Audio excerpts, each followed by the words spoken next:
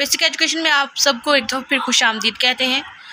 Chapter number 3 से start करेंगे। 9th class biology chapter number 3 biodiversity. इसके हम रिव्यू क्वेश्चंस के MCQs जो हैं उसको सॉल्व करेंगे बगैर टाइम वेस्ट के। अगर आपने हमारे चैनल को अभी तक सब्सक्राइब नहीं किया तो अभी सब्सक्राइब करें, लाइक करें और शेयर करें ताकि हम मज़ीद जो भी वीडियो बनाएं उसका नोटिफिकेशन आपको मिलता रहे। Okay, let's start.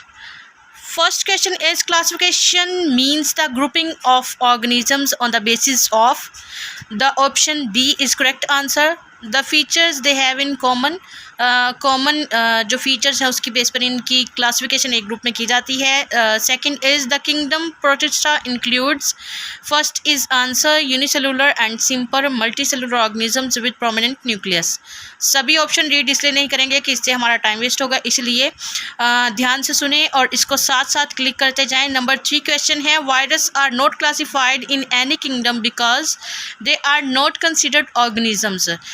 वायरस को किसी भी किंगडम में नहीं रखा गया क्योंकि इसको जो है वो क्योंकि इसको जो है वो ऑर्गेनिज्म नहीं तस्वर किया जाता, इसलिए इसको किसी भी जो 5 किंगडम है उसमें नहीं रखा गया।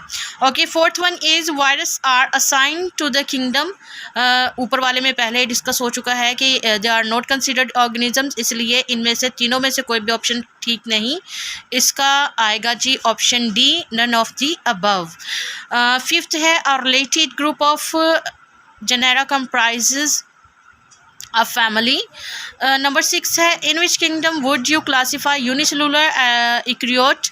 इसका है जी only protista, option C is right answer. 7th है in binomial nomenclature the first letter of the dash name is capitalized, option D is right answer. genus and question D है Which one of the following sequence shows the correct hierarchy of classification going to be the smaller to the bigger group? इसमें से कौन सी classification जो है वो ठीक है? ये option D is right answer है जी। Smaller to bigger, species, genus, family order, class, phylum, kingdom. Right answer है जी। नंबर 8 क्वेश्चन है which of the following may be the correct way of writing the scientific name of an organism. इसमें से कौन सा option जो है वो किसी भी ऑर्गेनिज्म का साइंटिफिक नेम लिखने के लिए जो है वो फॉलो किया जाता है, तो ये है जी option D, E coli. Number 10 है a certain organism is multicellular adapted for photosynthesis and has multicellular sex organ. To which kingdom does it belong? प्लांटिया।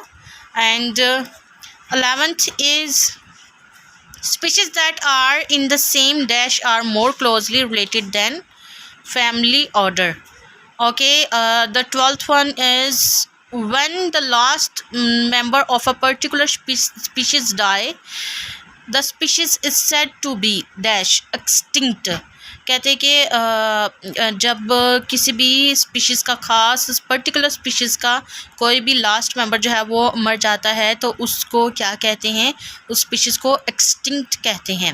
Okay, last one जो है in which season houbara bustard migrate to Pakistan and settled here? Winter is the right answer. Okay, इसको quickly हम जो है वो revise करते हैं। Chapter 3 biodiversity MCQs। First answer जो है वो डी है हमारा। फर्स्ट क्वेश्चन का आंसर जो है वो डी है, सॉरी बी है। The features they have in common. Second का है a unicellular and simple multicellular organisms with prominent nucleus. Third का है जी virus are not classified in any kingdom because they are not considered organisms. Fourth one is none of the above. Fifth का है जी a family. Six का है only protista. Seventh का है Janice and eighth का है डी एंड नाइन्थ का है डी ऑल्सो एंड 10th का है प्लांटी एंड 11th का जी है फैमिली और 12th का है एक्सटिंक्ट एंड 13th का है विंटर। ओके जी, चैप्टर 4 है cell and tissues. Chapter 4 class 9th biology, उसकी रिव्यू एक्सरसाइज को हम सॉल्व करने जा रहे हैं। ओके जी, let's start. First question is which of these clues would tell you whether a cell is prokaryote और इक्रियोट। इसमें से कौन से क्लूज जो हैं वो आपको बताएंगे कि ये सेल जो है वो इक्रियोट है या प्रोक्रियोट है। इसमें से option B is the right answer, whether और not the cell is partitioned by internal membranes. इसमें से जो बी आंसर है वो इससे पता चलता है कि उसके सेल का प्रोक्रियोट और इक्रियोट होने का पता चलता है कि वेदर इस सेल की पार्टीशन इंटरनल पार्टीशन जो है वो मेम्ब्रेन से हुई है या नहीं हुई। Second one is there are dash micrometres in 1 millimetres. इसका आंसर है 1000 third is the plasma membrane does all of these except. इसका आंसर है A contains the hereditary material या hereditary material. Fourth one is है which of these material is not a component of the plasma membrane. DNA। Number fourth का answer है D, which of these material is not a component of the plasma membrane. तो DNA cells wall are found in these organisms except for animals, यानी animals के cell में cell membrane जो होती है वो नहीं पाई जाती है। प्लांट्स में भी होती है, बैक्टीरिया में भी होती है, फंजाई में, लेकिन सिर्फ एनिमल्स के सेल में सेल मेम्ब्रेन जो होती है, सेल वॉल्स जो है वो नहीं पाई जाती सेल में। The dash is a major component of plant cell walls. कहते हैं कि सेल वॉल के प्लांट का जो सेल वॉल्स है इसका मेजर कंपोनेंट जो सेल्यूल्स होती है। सेवंथ है, इसके लिए आपको सेल का जो स्ट्रक्चर है उसको बड़े ध्यान से पढ़ना है। Plant cells have dash and dash which are not present in animal cells. Chloroplast, cell wall. Plants के सेल जो हैं उनमें क्लोरोप्लास्ट होता है और सेल वॉल होती है जो कि एनिमल्स के सेल में नहीं होती। क्लोरोप्लास्ट से वो अपनी पौधे जो हैं वो अपनी खुराक तैयार करते हैं। मेजर जो है इसका आंसर यही है। The dash is the membrane enclosed structure in eukaryotic cell that contain the DNA of the cell। कहते हैं कि the membrane enclosed structured eukaryotic cell में जो होता है उसमें DNA न्यूक्लियस से होता है।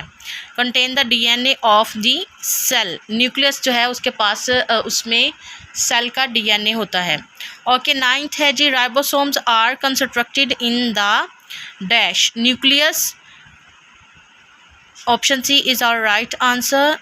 Rough endoplasmic reticulum is the area in a cell where dash are synthesized proteins। कहते हैं कि जो रेटिकुलम है रफ एंडोप्लाज्मिक रेटिकुलम है is the area in a cell where dash are synthesised. तो प्रोटीन्स को वहाँ पर सिंथेसाइज्ड किया जाता है।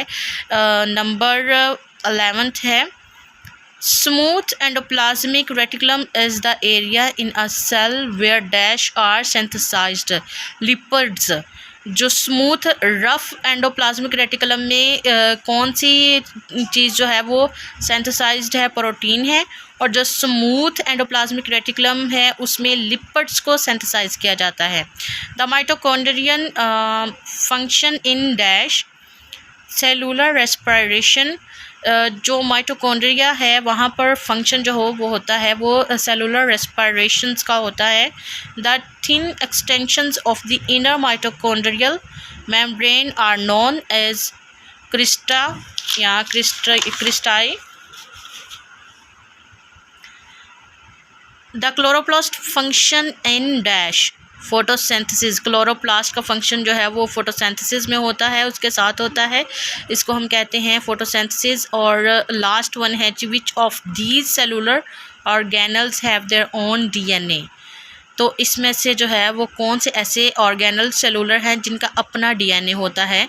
तो इसका आंसर है ऑल ऑफ दीज, क्योंकि chloroplast, mitochondrion and nucleus in सब में जो है वो अपना DNA होता है, जिससे ये नेक्स्ट अपने जैसे जो हैं वो फर्दर बनाते हैं या अपनी जैसे फीचर जो है वो नेक्स्ट उसमें क्रिएट करते हैं। ओके जी, थैंक यू सो मच। अगर आपने चैनल को अभी तक नहीं सब्सक्राइब किया तो प्लीज़ सब्सक्राइब करें ताकि हमारी बनने वाली हर नई वीडियो आप तक पहुंच सके।